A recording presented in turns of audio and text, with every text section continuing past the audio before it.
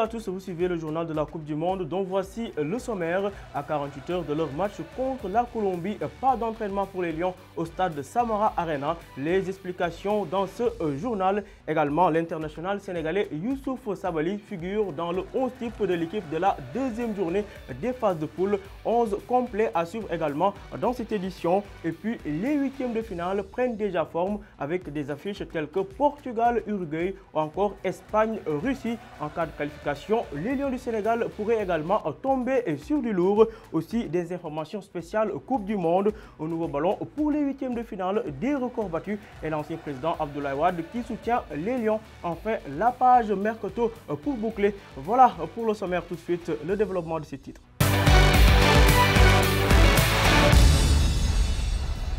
À 48 heures de leur match contre la Colombie, les Lions du Sénégal ne pourront pas s'entraîner au stade de Samara Arena où devra se tenir cette rencontre Sénégal-Colombie. En effet, les entraînements de veille de match n'auront pas lieu dans le stade de Samara Arena. Ceci suite à une décision de la FIFA pour préserver la pelouse déjà assez entamée depuis le début de la compétition. Les Lions devront s'entraîner sur le terrain annexe d'Energia. Je vous l'annonce en titre, les deux premiers huitièmes de finale sont désormais connus. En effet, le Portugal va affronter l'Uruguay le 30 juin à 18 h GMT, alors que l'Espagne affrontera le pays organisateur, la Russie, le 1er juillet à 14 h GMT. Par ailleurs, en cas de qualification, les Lions du Sénégal pourraient tomber soit sur la Belgique ou l'Angleterre, deux adversaires qui sont désormais parmi les favoris de ce tournoi.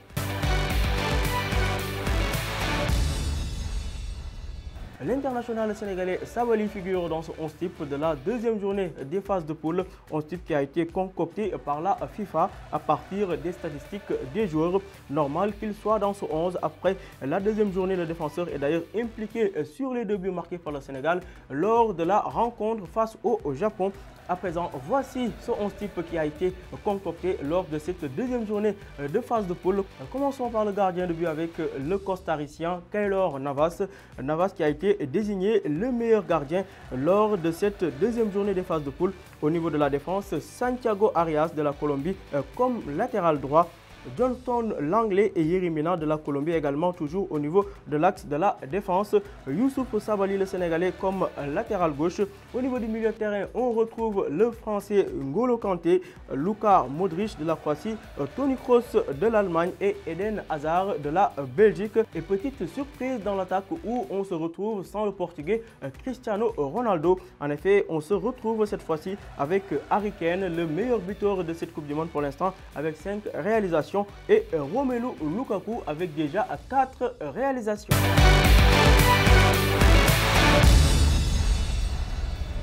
Toujours dans le thème de cette Coupe du Monde édition Russie 2018, l'ancien président du Sénégal, Abdoulaye Wade, a apporté tout son soutien aux Lions du Sénégal. C'était lors du match Sénégal-Japon. Un bon supporter et connaisseur du football, le président Abdoulaye Wade a arboré le maillot du Sénégal et a suivi le match contre le Japon. Maître Wade en a profité pour envoyer un message de soutien à toute l'équipe du Sénégal. En ces termes, les Lions ont rugi et le peuple tout entier avec eux à l'heure d'un grand défi à notre équipe nationale du Sénégal bâtie à l'image de notre noble et fière nation. Je dis encore et encore en avant tout et allez les Lions. C'était le message de l'ancien président Abdoulaye Wade à l'endroit de l'équipe nationale du Sénégal. Qui dit Coupe du Monde parle également de records et bien évidemment tous les records sont appelés à être battus en cette 21e Coupe du Monde. Déjà 19 pénaltys ont été accordés et oui, le pénalty accordé à Cristiano Ronaldo hier contre l'Iran était le 19e pénalty de cette Coupe du Monde 2018, un record dans l'histoire du mondial. C'est déjà plus fort que l'édition précédente, l'édition Brésil 2014 où seulement 13 pénaltys avaient été accordés sur l'ensemble du tournoi. Le précédent record du plus grand nombre de pénaltys sifflés lors d'une Coupe du Monde était de 18 pénaltys et c'était à l'occasion des éditions 90, 98 et 2002. Toujours dans le thème des records battus dans cette 21e Coupe du Monde de football, le joueur le plus âgé à avoir disputé une phase finale de Coupe du Monde est désormais un Africain. Il s'agit d'Essam El Hadari, le gardien de but de l'Égypte à 45 ans et 161 jours. Il est désormais le joueur le plus âgé à disputer une Coupe du Monde de football. Hier contre l'Arabie Saoudite, El Hadari s'est même payé le luxe d'arrêter un penalty. Une autre information insolite concernant cette fois-ci l'attaquant brésilien Neymar au Brésil, plus précisément à Rio de Janeiro.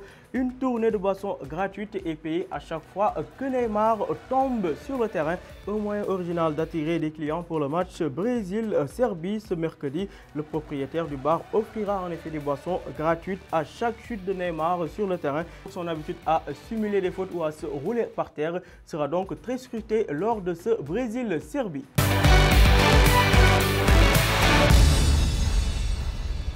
Autre innovation à noter dans cette Coupe du Monde, un nouveau ballon sera utilisé à partir des huitièmes de finale. Il s'agit du Telstar Metstad avec sa couleur rouge. Il sera le nouveau ballon utilisé à partir des huitièmes de finale de la Coupe du Monde en Russie. Le Telstar Metstad est doté d'un nouveau design rouge vif inspiré par les couleurs du pays hôte, la Russie. La couleur rouge, symbole de l'intensité des matchs lors des phases à élimination directe, a expliqué Adidas dans un communiqué.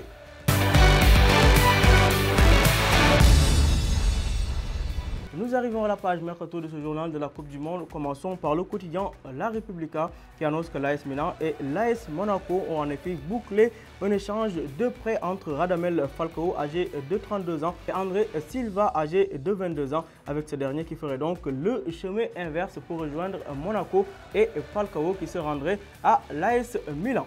C'est officiel, Javier Pastore est désormais un joueur de l'AS Roma. Le montant du transfert est estimé à 24 millions d'euros. Restons avec l'AS Roma qui a officialisé l'arrivée de Justin Kluivert, le fils de l'ancien buteur Patrick Kluivert. Justin Kluivert quitte ainsi l'Ajax d'Amsterdam un an avant la fin de son contrat. Il avait passé la visite médicale le 12 juin dernier selon la Gazzetta dello Sport. L'indemnité du transport est estimée à environ 20 millions d'euros. Par ailleurs, un autre joueur qui est également très sollicité dans ce mercato, il s'agit d'Hatem Ben Arfa. En fin de contrat depuis quelques jours avec son ancien club, désormais le Paris Saint-Germain. Le joueur français Ben Arfa est en effet courtisé par des clubs de Ligue 1 du championnat turc ou encore des clubs comme le FC Séville ou encore Dortmund. Les attaquants Edinson Cavani et Robert Lewandowski de leur côté sont suivis par la Juventus de Turin.